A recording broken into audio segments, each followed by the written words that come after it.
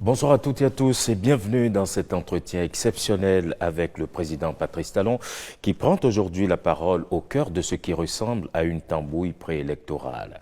Monsieur le Président, bonsoir. Bonsoir. Merci de nous recevoir ici dans l'un de vos bureaux du Palais de la Marina. Monsieur le Président, l'ambiance préélectorale, vous le savez, elle n'est pas des plus sereines, puisqu'il y a encore des partis politiques qui n'arrivent pas à satisfaire aux conditions prévues par les lois électorales. Comment appréciez-vous cette situation? Et puis, avec le recul, est-ce que la réforme du système partisan n'est pas un peu trop exigeante?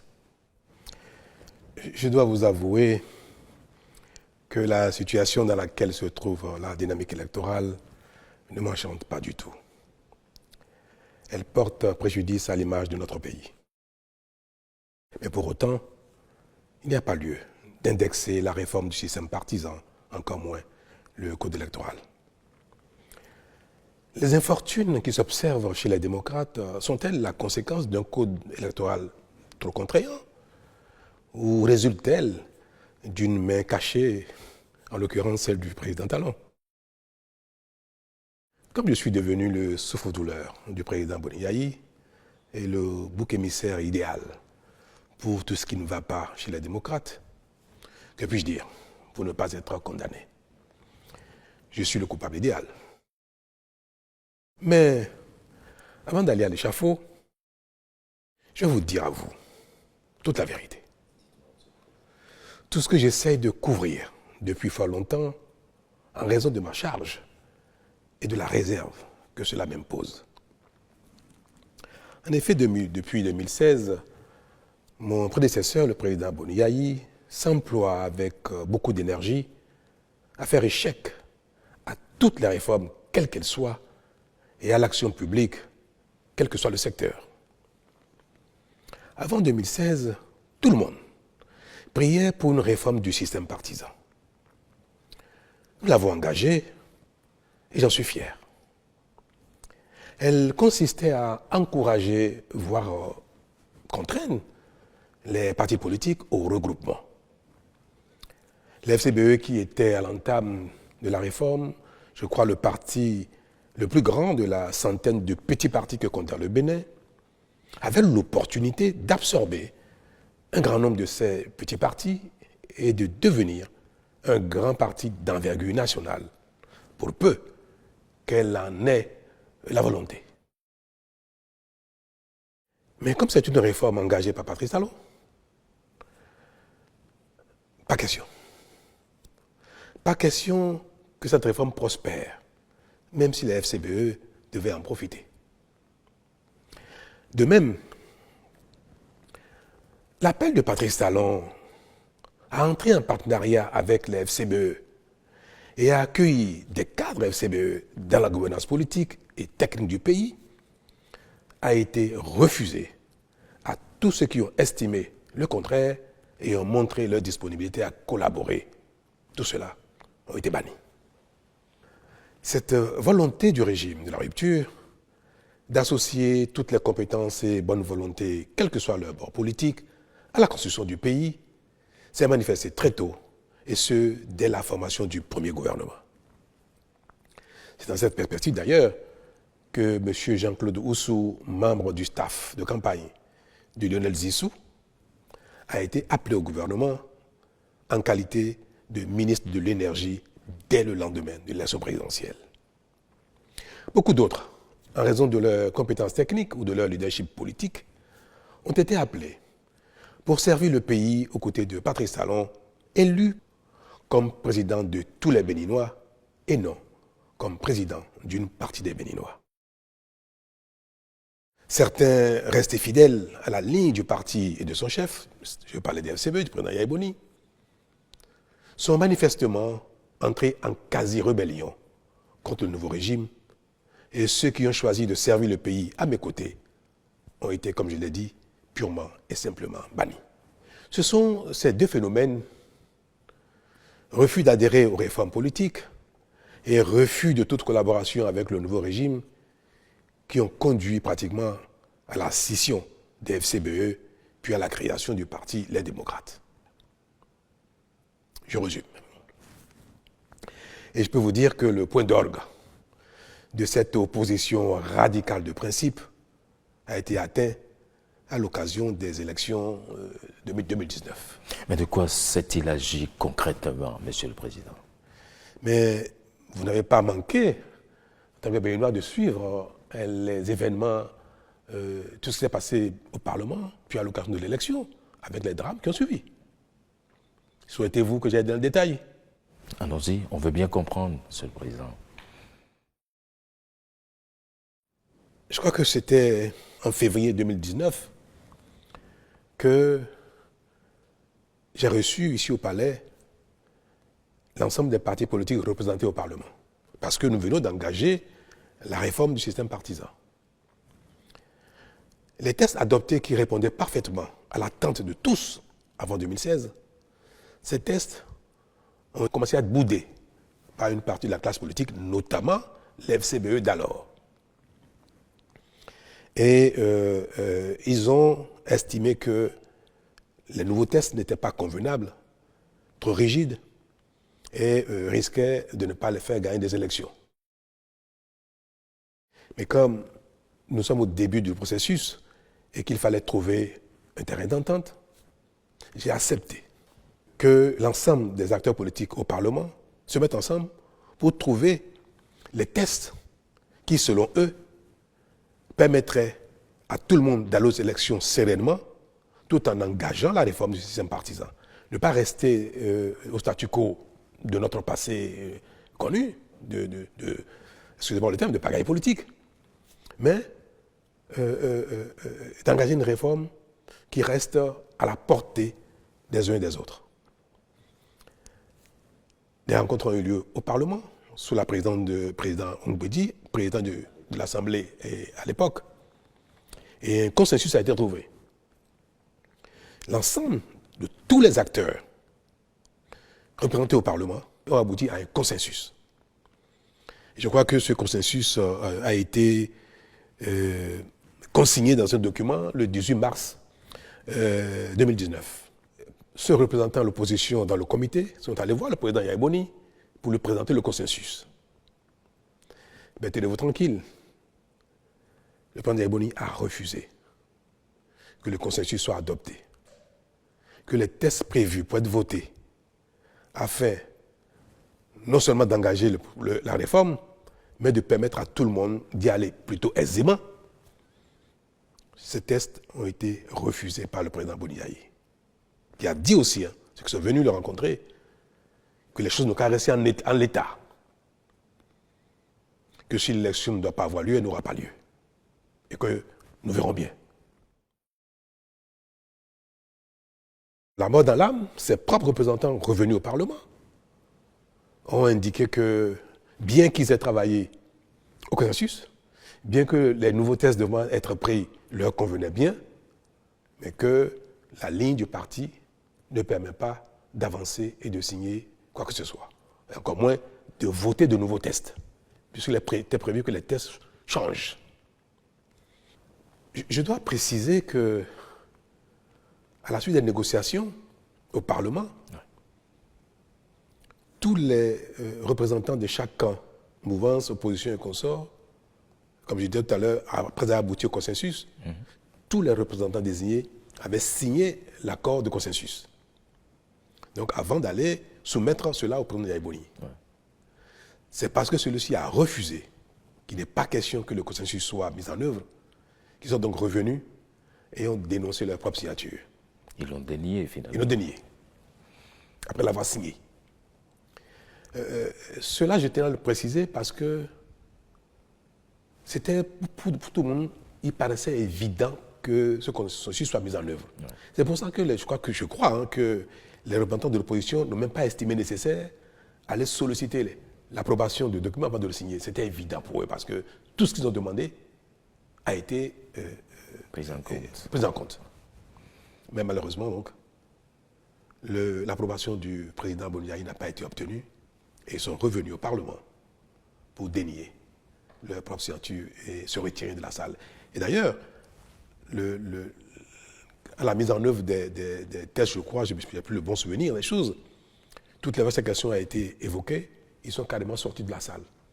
Alors, voter un nouveau test, il n'en avait rien à faire. Continuer avec les tests existants, pareil. Est-ce qu'il fallait bloquer le pays? S'arrêter là? On fait quoi? Avec le test existant ou de nouveaux tests, rien ne se fera. Le Parlement a continué avec les tests existants et nous sommes allés aux élections législatives 2019. Vous connaissez la suite. Et c'est quelque chose que je n'ai jamais voulu évoquer dans ces détails-là parce que je pense que, comme dit le président Aïbo lui-même, les intrigues du genre peuvent être gérées sans que l'opinion dans son ensemble ne découvre ces détails qui ne nous honorent pas, et encore moins un ancien président de la République.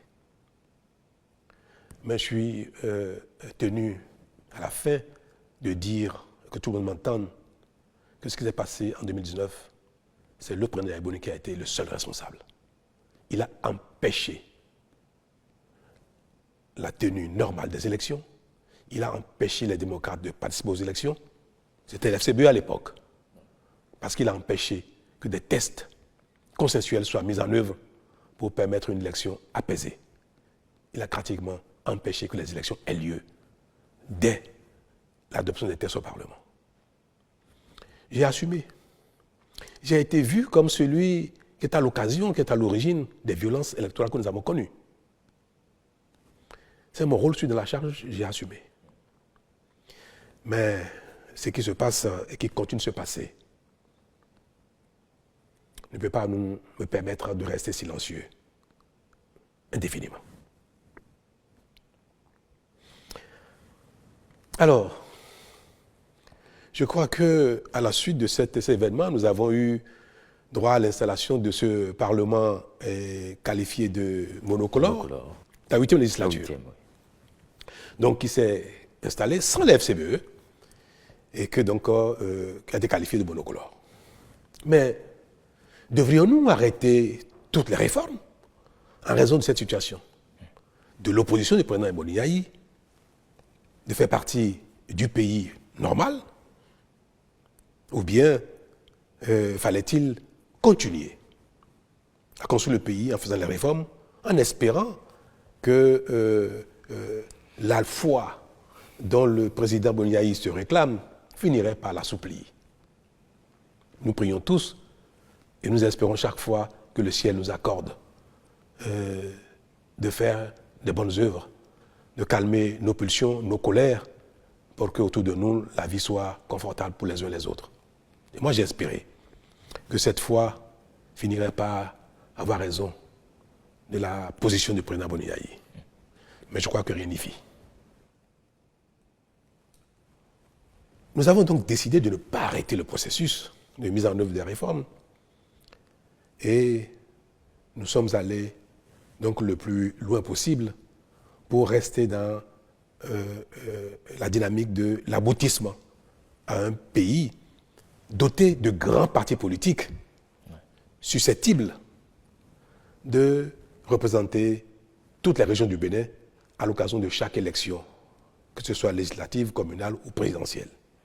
Notre action, qui n'a pas manqué de continuer d'amadouer le président Mboniaï et le FCBE d'alors, nous a amené à entamer, à convoquer un dialogue politique en octobre 2019. Alors l'intérêt de ce dialogue était de tourner la page de la non-participation des FCBE aux élections, de la violence qu'il y a eu, et qu'ensemble, nous repartions sur une nouvelle base avec des tests peut-être nouveaux, un peu réajustés. Disons que j'ai été constamment dans cette dynamique de rediscuter avec les uns et les autres, de trouver des compromis pour avancer. Presque tous les partis politiques existants au Bénin alors, en ce temps, qui ont été invités au dialogue, sont arrivés, y compris les FCBE. Je crois qu'à l'époque, il y avait une dizaine de partis convenablement enregistrés selon la charte des partis, et les FCBE ont participé au dialogue. Mais le fait d'avoir participé au dialogue, le président Boni a décidé d'exclure tous les cadres FCBE, les leaders FCBE qui sont venus au dialogue. Vous connaissez, vous avez suivi un peu ce qui s'est passé dans cette période-là. Bien sûr. Un processus a été engagé pour les exclure du parti. Oui. Je crois que c'était même allé en justice. Évidemment. Je crois que le président Boni n'a pas réussi à les exclure du parti. Et le parti devait rester dans son intégrité avec tout le monde. C'est ce qui a fait partie le président Boni avec certains et qui a donné lieu à la création des démocrates. Donc ce parti est né du fait de la participation des FCBE au dialogue politique. Il ne fallait pas que les FCBE participent à des échanges dits dialogue politique. Voilà la situation dans laquelle nous avons été jusqu'à la création des démocrates en 2020, je crois. Oui, 2020. Je crois. Puis le pays a continué son chemin jusqu'à l'avènement des élections législatives de 2023. Je passe les détails, ce qui s'est passé jusque-là. Mais je n'ai pas arrêté de faire le charme aux uns aux autres, de les amadouer, de les supplier même de venir et prendre le train en marche. Et en effet, les démocrates se sont résolus à participer enfin aux élections. Et ils ont été donc candidats aux élections de 2023, aux élections législatives. La suite, avec les mêmes lois, les mêmes tests, parce qu'on a réussi à les supplier, à les amadouer qu'on sort, ils sont allés aux élections et ils ont eu 28 députés avec les mêmes tests. À peine cet obstacle franchi, c'est-à-dire élection 2023 avec les nouveaux tests, que les prémices d'un contournement des dispositions mises en place ont commencé à apparaître ici et là, y compris dans mon propre camp. C'est-à-dire que après 1 an, 2 ans, 3 ans d'efforts, de sacrifices des uns des autres pour rester dans de grands ensembles et aller aux élections, je crois que nos démons nous ont rattrapés. Au sein de l'Union progressiste le Renouveau, qui est un parti qui me soutient, les velléités de liberté ont commencé à s'exprimer, à se faire voir. Pareil au Bloc républicain. Et encore davantage chez les démocrates qui venaient à peine de se constituer, d'aller aux élections et d'avoir des députés. J'ai même reçu en son temps une partie des cadres, des personnalités non moins importantes des démocrates qui m'ont prié que maintenant que ils sont tous au Parlement, qui m'ont prié de revoir les seuils fixés pour avoir accès au partage des sièges dans le code électoral. Cette demande, également, je l'ai entendue au sein des BR, au sein des UP. Le Renouveau. Alors vous comprenez quelle a été ma tristesse. Est-ce qu'il fallait revenir en arrière, baisser les seuils pour qu'à nouveau les partis s'éclatent? Parce qu'un seuil plus bas permettait à ces deux partis de se diviser en 2 ou 3. Et je l'ai dit même plusieurs fois ici, à l'occasion de certaines rencontres, je l'ai dit au président Boni quand il est venu me voir, j'ai dit, Monsieur le Président, si j'avais accepté de m'engager avec vous dans la révision du code électoral pour baisser les seuils, les démocrates auraient déjà explosé. Ce n'est pas vous seul, UPR et BR. Dans ces conditions, vous comprenez pourquoi je suis resté droit dans mes bottes en essayant de convaincre les uns et les autres de bien vouloir rester là où ils sont, là où chacun se trouve, afin que nos sacrifices ne soient pas vains, puisqu'on serait retourné à la case départ. Voilà donc ce qui nous a amené à maintenir les tests, le code électoral, les tests actuels en l'état pour, je dirais, forcer la main aux uns aux autres de rester ensemble et même aller au-delà pour continuer les regroupements. Puis arrive le moment présent. l'élection présidentielle et les élections législatives et communales de 2026 et patatras. Le code électoral actuel a certes placé la barre haut pour tout le monde, mais a surtout permis, voire recommandé à chacun d'être disposé, après les élections, à échanger avec les autres afin qu'ils ne se voient plus comme des ennemis. Car c'est ce qui se passe actuellement. Et cela ne doit pas continuer. Que veux-je dire par là? Vous observez que les échanges politiques, tout ce que fait le régime actuel et la réaction, les commentaires, l'opposition des partis dits d'opposition donnent l'impression que nous sommes dans un champ de bataille, sur un ring. Et ça, je l'ai dit une fois, on ne peut pas construire le pays quand on a l'impression qu'il y a une partie du pays contre une autre. Je suis à la fin de mon mandat et ce serait regrettable que je ne fasse rien pour que les choses changent. Ce n'est pas quelque chose qui m'a enchanté, c'est quelque chose dont j'ai souffert tout le temps. Et le moment est arrivé pour moi d'œuvrer à ce que, pour la suite, les choses ne se passent plus ainsi. Et je vais l'illustrer par un fait qui s'est passé il n'y a pas longtemps. Ouais. Le vote du budget de l'État 2025. Quand le gouvernement a travaillé sur le projet de budget, le ministre des Finances est allé au Parlement rencontrer les divers groupes parlementaires, les diverses commissions, pour échanger sur l'articulation du budget et ses détails. Les démocrates, pour une fois, ont participé au débat et ont fait des observations pertinentes et ont suggéré des modifications et des amendements au projet de budget. Le ministre des Finances s'est employé à prendre en compte la quasi-totalité des observations et des recommandations des démocrates. C'était une belle occasion pour montrer que le pays est un, indivisible.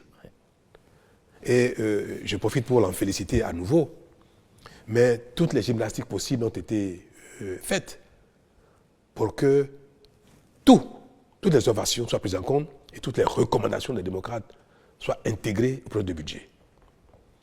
Le ministre est revenu au gouvernement, présenter la nouvelle mouture. Le gouvernement l'a approuvé entièrement dans son intégralité et a souhaité que le budget soit voté en l'état avec les nouvelles dispositions. Au vote, les démocrates ont fait exactement ce qu'ils ont l'habitude de faire, exactement le contraire de ce qu'ils ont souhaité. Quelques jours avant, ils ont voté contre le budget. Comment ça peut se comprendre? Et nous avons appris dans les coulisses que le compte rendu qui a été fait au président Yahya Boni pour solliciter son accord avant de voter le budget, que ce accord n'a pas été obtenu et que le président leur a interdit de voter le budget, bien que celui-ci ait pris en compte la quasi-totalité de leurs observations et recommandations. Ce n'est pas acceptable. Et vous voulez que, passant la main, je ne sais pas à qui, que je ne recommande pas que le pays continue ainsi. On a l'impression que la compétition politique s'exerce dans une adversité éternelle. Qu'après les élections, les partis ayant été en course deviennent des ennemis. Mais ça ne se passe nulle part comme ça. C'est vrai. Cela arrive quelquefois dans quelques endroits du monde. Mais pour un pays où tout est à construire, le consensus est indispensable pour non seulement faire les efforts nécessaires, engager nos populations dans les efforts, présenter aux partenaires de développement que nous sommes, nous voyons tous le développement du pays comme un impératif et que nos guerres ne sont pas de nature à empêcher les grandes actions et notamment un budget. Vous voyez ce qui se passe en France? La France peut se permettre de ne pas avoir un budget. Le pays est grand. L'industrie, le commerce fonctionnent parfaitement sans l'État. Et l'État n'est pas le principal acteur économique. Au Bénin, la paralysie de l'État serait une catastrophe. Donc on ne peut pas. Pendant qu'ailleurs, les gens s'entendent, qu'ils soient de bords différents, pour travailler ensemble, pour trouver un consensus, on ne peut pas ici, même si un consensus est trouvé, dire que nous sommes des ennemis et dire qu'il faut que le pays soit bloqué, paralysé, pour peut-être qu'il y ait des élections anticipées, ou qu'il y ait des coups d'État, ou qu'il y ait je ne sais pas quoi. C'est malheureux. Et je prie tous les dieux pour que l'avenir du Bénin ne se conjugue plus en de tels combats politiques et autres, en de telles dynamiques de confrontation éternelle. Et c'est bien pour ça que je suis aujourd'hui favorable à ce que nos tests, le code électoral et autres, obligent les gens, certes à aller en compétition, mais à travailler après ensemble pour l'intérêt national. Et je l'ai dit aux jeunes que j'ai rencontrés il n'y a pas longtemps ici au Palais. J'ai dit, mais qu'est-ce qui oppose UPBR? Qu'est-ce qui oppose UPBR et les démocrates? Qu'est-ce qui nous oppose fondamentalement? Si ce n'est une question de feeling. Nous avons les mêmes besoins d'eau, d'électricité, de routes, d'emploi, de bonne santé, d'éducation. Et ces choses-là ne relèvent pas d'une idéologie. On peut aller à la compétition, mais on peut travailler ensemble. Et le monde va ainsi. Regardez en Allemagne. Nous avons vu pendant longtemps que la CDU et le FDP, je crois, qui ont souvent des partis challengers, qui se challengent, qui vont aux élections ensemble, c'est-à-dire les uns contre les autres, une fois les élections finies, ils se mettent ensemble pour gérer le pays. Et chacun apporte sa pierre à la réflexion, chacun apporte sa contribution à la définition de la politique nationale. Et on pu observer que, à la suite de ça, la même CDU avec le SPD, pareil. Partout dans le monde aujourd'hui, regardez en Europe, on observe bien que les populations ont beaucoup évolué, les peuples ont évolué, la dynamique démocratique a évolué, les libertés ont évolué.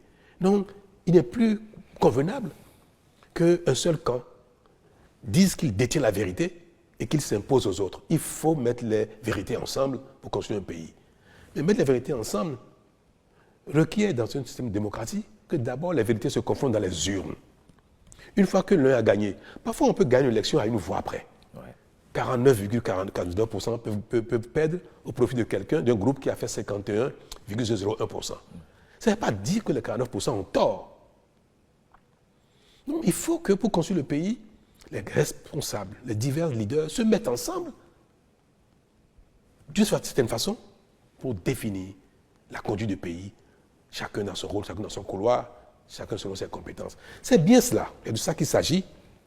Et c'est pour ça que j'ai dit aux jeunes, mais demain, après les élections, si les démocrates gagnent, pourquoi ils ne travailleraient pas avec l'FCBE? Pourquoi pas aussi avec peut-être UPBR? Que si le BR gagne les élections, UP, pourquoi ils ne travailleraient pas avec les démocrates, soit au Parlement, soit même dans un même gouvernement? Moi, j'ai fait ça. C'est ce qui peut arriver si, pour autant que les uns les autres veuillent bien le faire. Le code actuel prescrit cela. Est-ce que c'est mauvais que notre code électoral demande aux partis candidats de dire s'ils ont l'intention, après les élections, d'échanger, de collaborer pour la gouvernance du pays? Et si vous le dites, vous avez un bonus.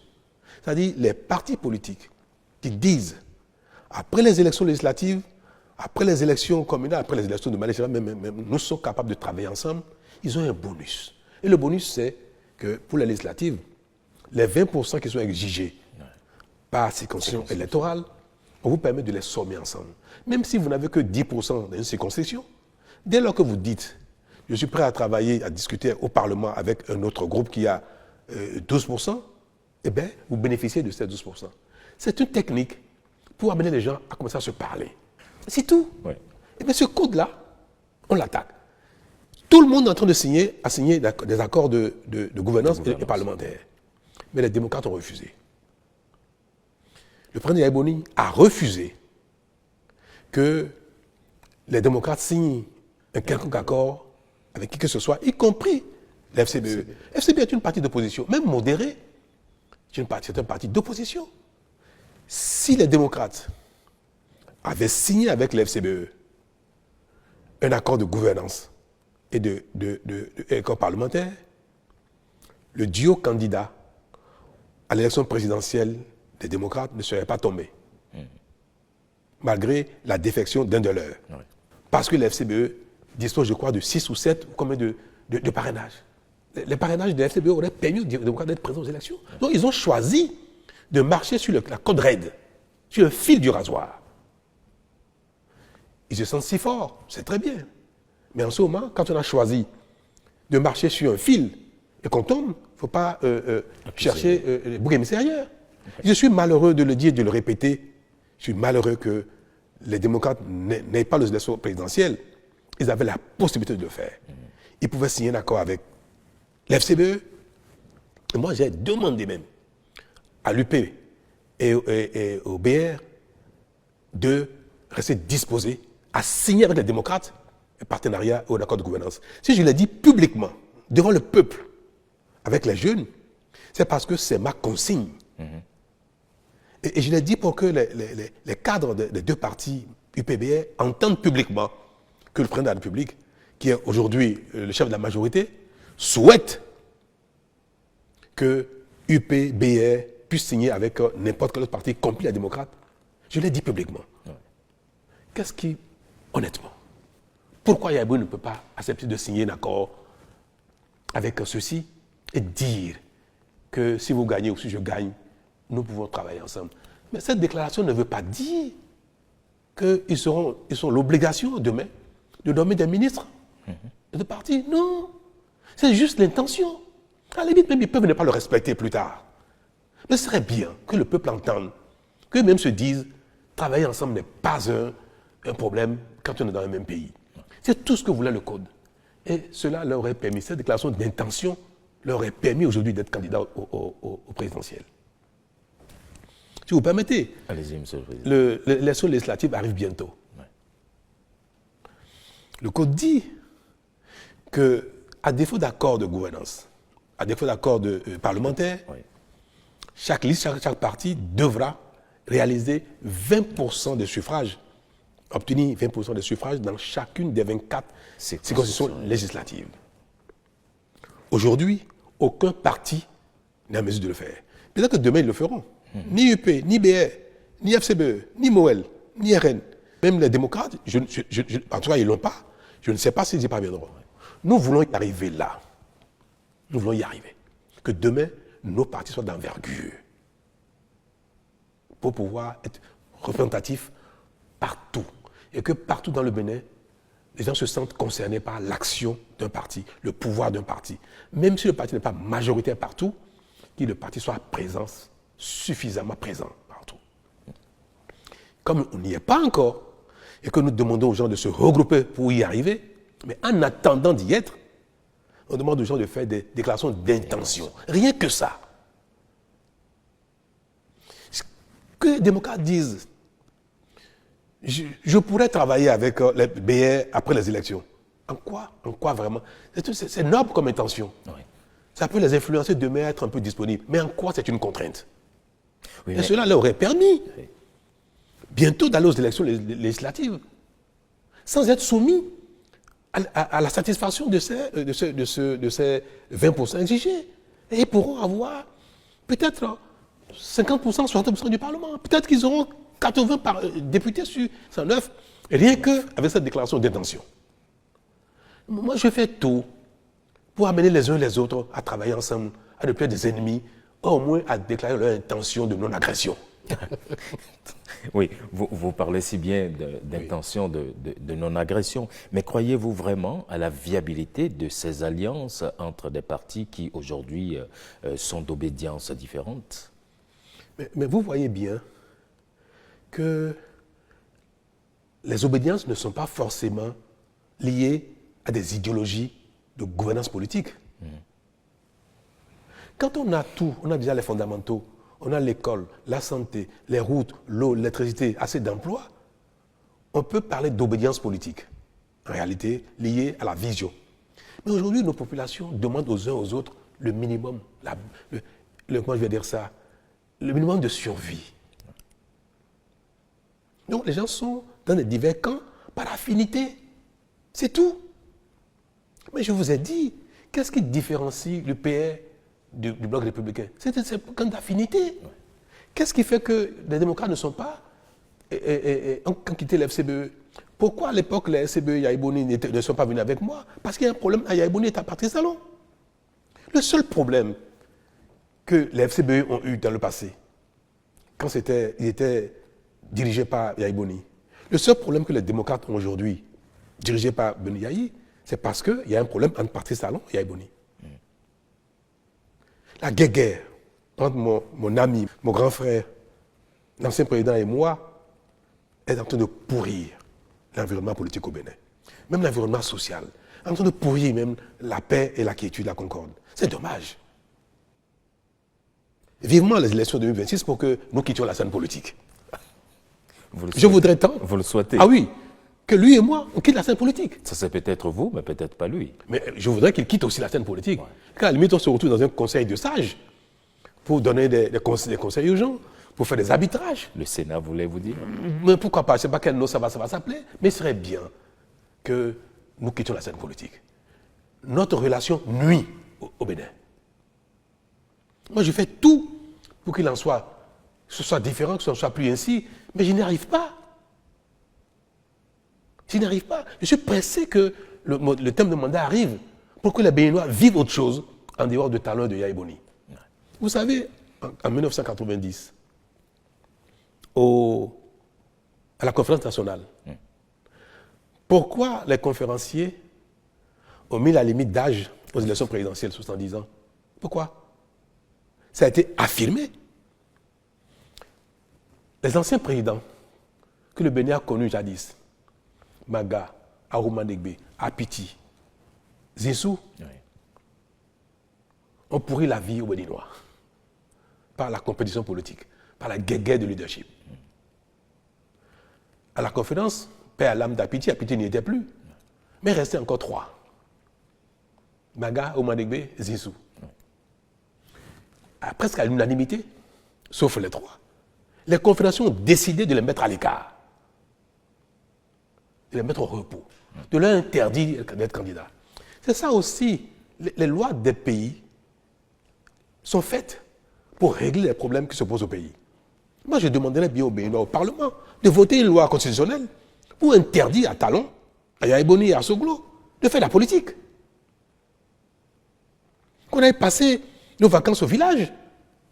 Votre retraite plutôt. Mais ça devient impératif pour le Bénin. Et je vous le promets. Si les Béninois apprennent à nous oublier demain, les choses changeront très vite dans le pays, plus vite qu'on le pense. Alors, une dernière question, oui. Monsieur le Président. Vous permettez, est-ce que vous pensez que les frondeurs LD aujourd'hui pourraient atterrir aux côtés des partis de la mouvance? Mais beaucoup d'entre eux sont demandeurs. Ah oui. Beaucoup de démocrates sont demandeurs. Quand le président Boni est venu me voir ici au palais il y a quelques jours, il m'a demandé, mais il faut faire quelque chose pour que le duo soit réhabilité. Mais je lui ai dit, je ne suis pas fait de miracle. C'est trop tard. Vous le saviez ça. Pourquoi vous n'avez pas voulu le faire plus tôt? Pourquoi vous n'avez pas voulu faire un accord avec les FCBE, ni avec BR, ni UP? Mais il m'a dit, oui, d'accord, c'est trop tard, mais qu'est-ce qu'on peut faire maintenant? Je dis, monsieur le Président, dites-moi, s'il y a un moyen de le faire, je le ferai. Mais je ne trouve pas comment revenir en arrière. Il souhaitait quoi? Annuler le processus. Il faut repartir. Mais ce n'est pas bien. Il ne faut pas que leur intransigeance, leurs erreurs, amènent le pays à faire du n'importe quoi. Donc j'ai dit, monsieur le Président, ce n'est pas possible. Moi, je ne peux rien faire, je ne vois pas ce que je peux faire pour ramener le processus en arrière afin que Maître Agbodjo et l'audio soient à nouveau éligibles. Je ne sais pas ce que je peux faire. Si vous trouvez quelque chose à me conseiller qui est dans mes cordes, je le ferai. Mais quelque chose de réaliste. Et puis nous allons parler de législative. Et je lui ai dit, Monsieur le Président, attention. Ce que vous faites, ne continuez pas, parce que si jamais il y a un malheur aux législatives, vous serez seul responsable. Vous n'allez pas chercher encore talon si jamais les élections législatives se passent mal et que les démocrates ne sont pas au Parlement. Parce que le risque de ne pas au Parlement guette tout le monde. Tous ceux qui veulent aller aux élections tout seuls, ils sont guettés par ce risque-là. Et si ça arrive, et il m'a dit, le président Bouniaï, j'ai entendu dire que j'ai dit que je veux que tout le monde aille au BR ou à l'UP. Mais ce que je lui ai dit, c'est simplement que les uns et les autres discutent, que les démocrates peuvent discuter avec UPBR, discuter avec CBE pour faire une déclaration d'intention, d'amour. Même si l'amour ne se consomme pas après, parfois la déclaration peut suffire. Pour qu'il n'y ait pas ce risque-là. Il est parti d'ici en me disant qu'il me reviendrait là-dessus et qu'au besoin, je pourrais aider à ce que les UPBR acceptent de le faire. Le débat a eu lieu chez les démocrates au lendemain de son arrivée ici. Le débat a eu lieu. Certains ont dit « Alléluia, il faut le faire ». D'autres ont dit non. Et in fine, le président Bouniaï lui-même a dit non. Nous aurons des élections dans ces conditions, quelles que soient les conséquences que ça va générer. Et nous verrons bien après ce qui va se passer. Mais alors il ne se passera rien du tout. Si les démocrates décident d'aller aux élections dans ces conditions, ben, il ne se passera rien du tout.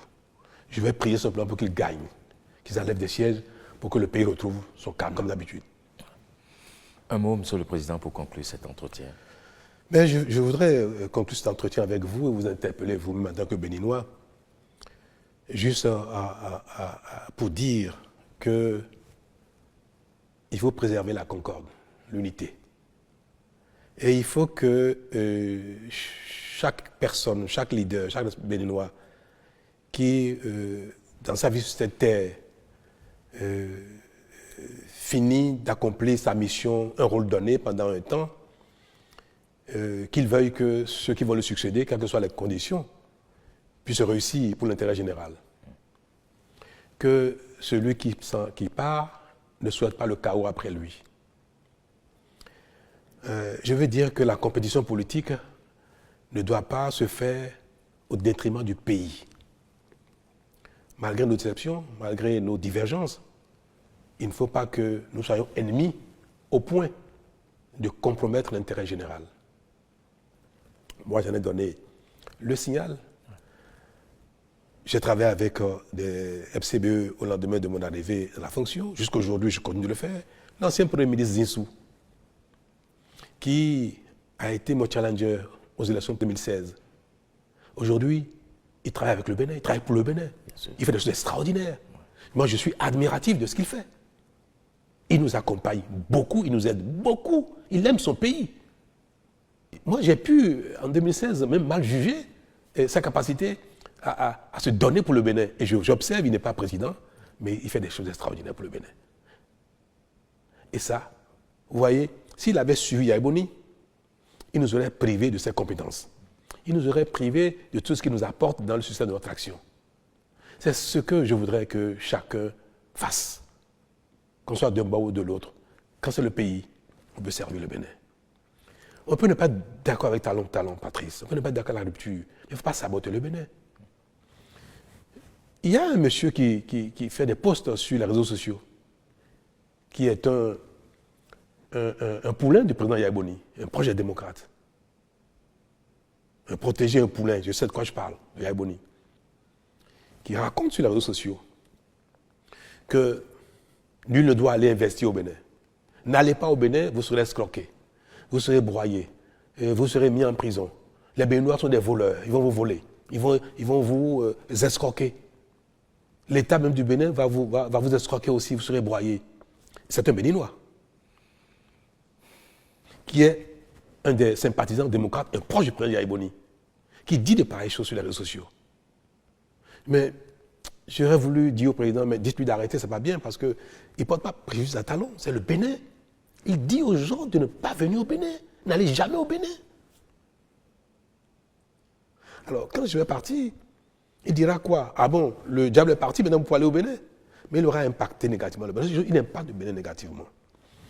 Quand le président est venu me voir il y a quelques jours, permettez que j'aille dans cet détail de conclure. Il y a des web activistes qui sont dans la même dynamique, qui seraient en détention aujourd'hui. Par exemple, Ben Yahi m'a prié de faire quelque chose pour les libérer. Je dis, mais je fais quoi, Monsieur le Président? C'est la justice je ne commande pas la justice en cette matière. Il me dit, non, faites quelque chose parce que quand ils vont sortir, ils ne recommenceront plus. Je dis, ah bon, Président, vous pouvez en jurer? Il m'a dit oui. Et c'est alors que je lui ai dit, ah bon, non, vous êtes commanditaire. C'est pas bien. C'est pas bien.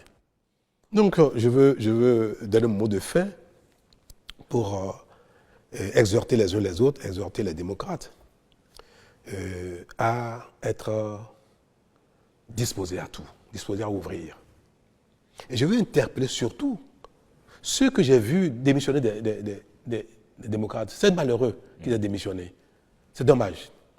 Mais j'ai entendu qu'ils ont un idéal et qu'ils ne veulent plus continuer à prêcher dans le désert. Et ça, moi, ça m'a touché. Et j'ai ici un message pour eux.